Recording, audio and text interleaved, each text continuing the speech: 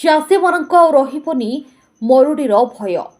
ବର୍ଷା ଜଳକୁ ଅପେକ୍ଷା କରି ରହୁଥିବା ଚାଷୀ ପାଇଁ ଏବେ କେନାଲ ଜଳ ଭରସା ପାଲଟିବ। ଆଠଗଡ଼ ଏକ କୃଷି ପ୍ରଧାନ ଅଞ୍ଚଳ। ଏଠାରେ ଧାନ ଚାଷ ହେବା ସହ ପ୍ରତ୍ୟେକ ଦିନ ପନିପରିବା ଓଡ଼ିଶାର ବିଭିନ୍ନ ଅଞ୍ଚଳକୁ ବିକ୍ରି କରିବା ଉଦ୍ଦେଶ୍ୟରେ ଯାଇଥାଏ, କିନ୍ତୁ ଚାଷ କରିବା ପାଇଁ ଜଳର ସମସ୍ୟା ଲାଗି ରହି ଆସୁଥିଲା, ଯାହାଫଳରେ ଗୋଟିଏ ବର୍ଷରେ ଦୁଇଟି ଫସଲ କରି ପାରୁନଥିଲେ ଚାଷୀ। ଢେଙ୍କାନାଳ ଜିଲ୍ଲା ଶଙ୍କରପୁରଠାରେ ରେଙ୍ଗାଲି ଦକ୍ଷିଣ ପାର୍ଶ୍ୱ ଜଳସେଚନ ପ୍ରକଳ୍ପର ଦର୍ପଣୀ ଓ ନରସିଂହପୁର ଶାଖା କେନାଲ ଦ୍ୱାରା 6000 ହେକ୍ଟର ଜମିକୁ ଭୂତଳ ଜଳସେଚନର ଭିଡିଓ କନଫରେନ୍ସିଂ ଜରିଆରେ ମୁଖ୍ୟମନ୍ତ୍ରୀ ଉଦ୍ଘାଟନ କଲେ। ଏହାଦ୍ୱାରା କଟକ ଜିଲ୍ଲା ଆଠଗଡ଼ର 39ଟି ଗ୍ରାମ, ତିଗିରିଆର 12ଟା ଗ୍ରାମ ସହ ଢେଙ୍କାନାଳର 18ଟି ଗ୍ରାମର ଚାଷୀମାନେ ଉପକୃତ ହେବେ।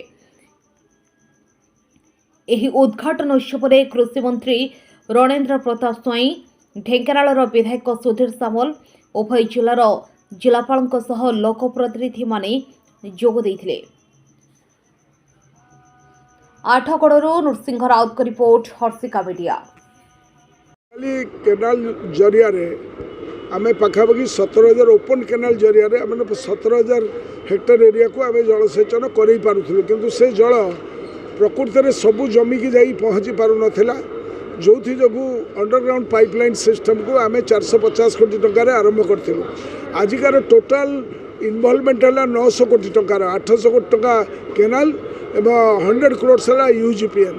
तेणुक ये कार्यक्रम समापन होगापाई मुख्यमंत्री को धन्यवाद दूँ, कारण से एते पैसा एकाथरे प्रावधान करा 3500 हेक्टर आमर यूजीपीएल पाइबे एवं ढेंकानाल अंचल 2500 रही आमर पाखापाखि 39टी गाँ है आठगड़ ब्लॉक एवं तिगिरिया ब्लॉक रे पाखापाखि 12टी एवं 18टी गाँ है आमर ढेंकानाल गाय मोट यही जो कार्यक्रम पाखापाखि 6000 रु अधिक हेक्टर एरिया रे जलसेचन हम प्रति जमी को जल, तेणुक दोफसली हो पार लोके जो मैंने हाथ को कम दिगला हाथ को जलसेचन द्वारा एक सुंदर भविष्य गठन कर व्यवस्था कराला। से आम प्रिय मुख्यमंत्री को आठगड़वासी तरफ ढेंकानालवासी तरफ राज्यवासी तरफ धन्यवाद दूँ।